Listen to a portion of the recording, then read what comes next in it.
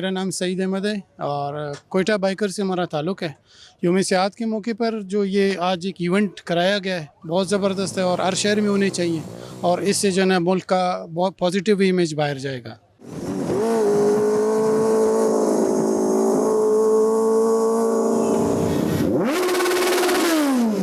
World tourism day है तो हम भी इस रैली में शिरकत की है हमने, तो बहुत अच्छा लगा हमें। इसी तरह इन रैलीज़ को भी प्रमोट करना चाहिए, लड़कियों की बाइक्स को भी प्रमोट करना चाहिए और बाइक्स पे टूर करने चाहिए पाकिस्तान के। हमारा पाकिस्तान बहुत खूबसूरत है।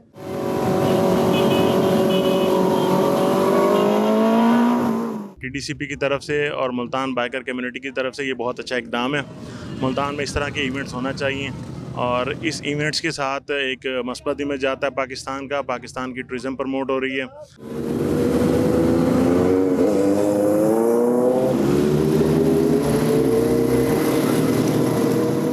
पिछले साल हमने 27 सितंबर को बंजोसा लेक पे ये दिन मनाया, तो उसमें मुल्तान से काफ़ी तादाद में टूरिस्ट शामिल हुए।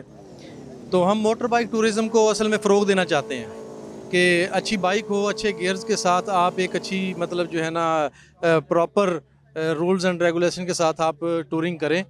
तो मोटर बाइक टूरिंग जो है इसका अपना ही मज़ा है।